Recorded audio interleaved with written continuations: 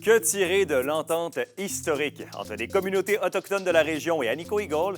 Et à quand l'arrivée de la mine d'or O'Brien? Voici les questions qu'on s'est posées pour vous.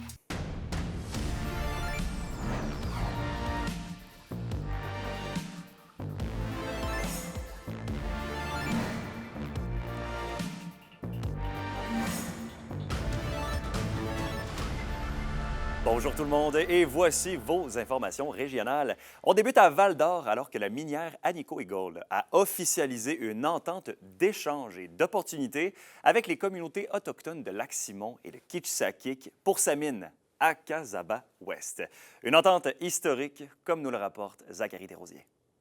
Une entente historique a été signée ce jeudi entre les Premières Nations de Lac-Simon, Kitchissakik et la minière Agnico Eagle pour assurer leur collaboration dans l'exploitation de la mine Akasaba-Ouest. Située à une quinzaine de kilomètres à l'est de Val-d'Or, il s'agit d'une exploitation minière à ciel ouvert qui produit principalement de l'or. Il se trouve sur le territoire ancestral des deux communautés signataires. C'est bénéfique pour la communauté. C'est surtout ça qui est important.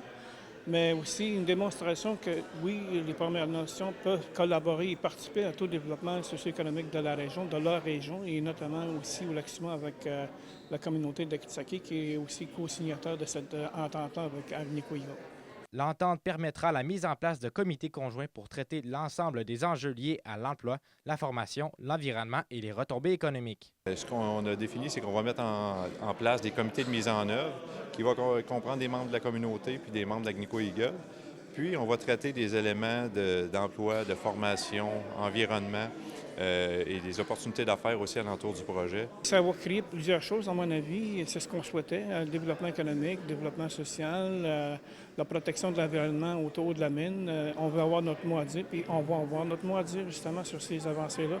Donc, c'est pour cette raison-là que pour nous, c'est important d'avoir ce genre d'entente-là, de signature-là. Du côté de Kitchissakik, cette entente ouvre la porte à des projets concrets. Ça représente beaucoup pour la communauté. C'est quand même un début de nouvelle ère économique par chez nous.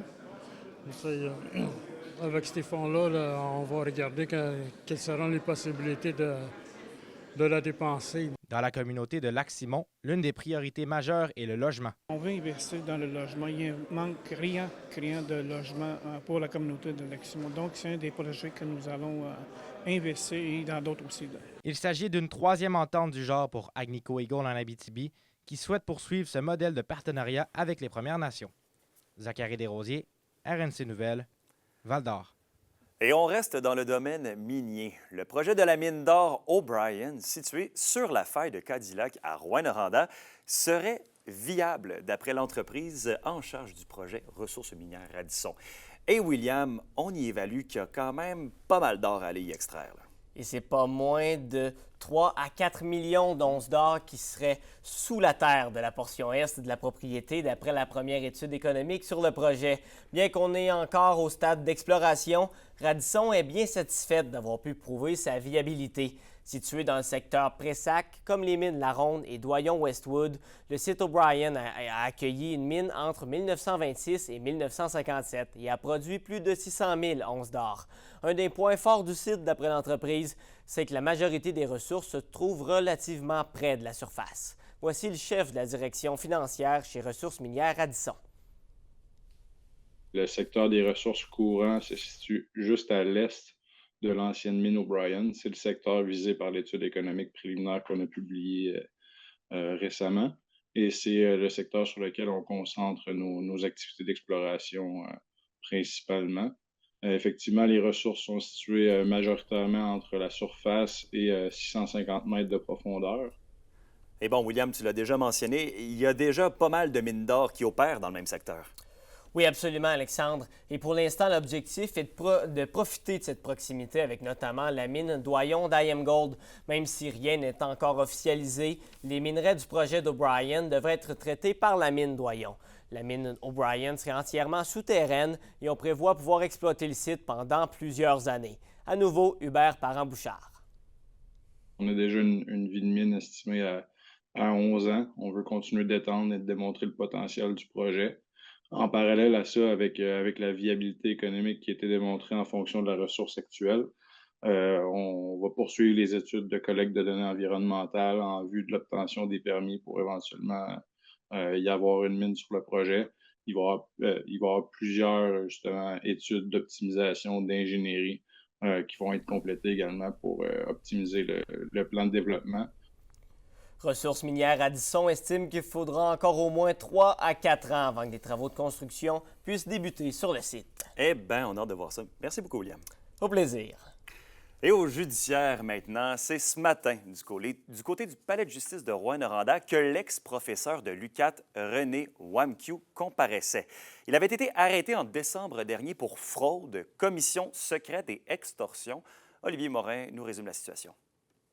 D'entrée de jeu, la Couronne a mentionné qu'elle maintenait la poursuite contre l'accusé car elle a suffisamment de preuves pour aller de l'avant avec les accusations. Par la suite, c'est l'avocate de la défense qui a pris la parole et qui a mentionné que son client n'avait pas pu consulter toutes les preuves contre lui. C'est que les preuves se trouvant dans l'une des 2 clés USB remises à l'accusé ont disparu.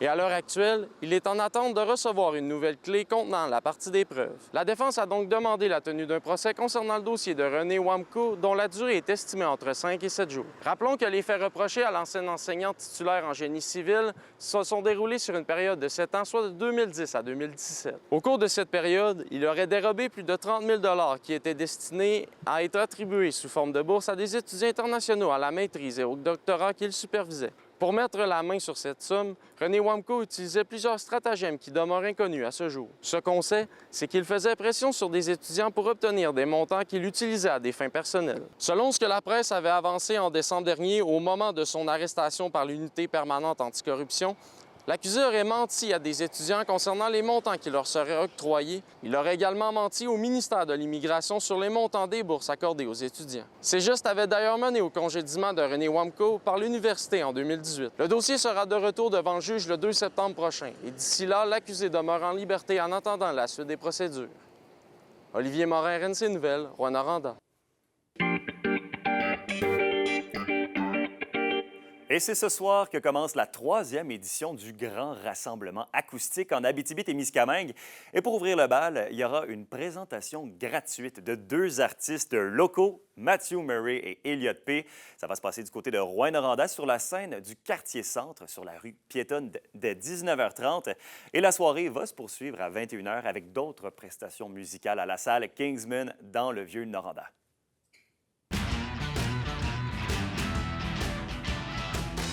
Et c'est demain que commence la 55e édition du Tour de l'Abitibi-Glencore, une compétition qui va s'échelonner sur 10 jours de compétition. Et pour débuter, c'est le premier peloton féminin du Tour de l'Abitibi-Glencore qui pédalera sur les routes d'Amos dès demain, 17h. Les cyclistes feront un parcours de 91 km sur la route 111. Et elles pourront se mesurer sur 4 étapes, comprenant 2 épreuves sur route, un circuit urbain et un contre-la-montre. Au total, il y aura 43 coureuses qui font partie de 9 équipes féminines, dont 5 nationales et 4 régionales. Ce sont donc 3 jours supplémentaires qui s'ajoutent à la compétition pour inclure le volet féminin. Vous avez une nouvelle importante à nous communiquer. Pour nous joindre, nouvelle au pluriel, rncmedia.ca, par téléphone 1-866-463-4636, notre site web nouveauabitibi.ca.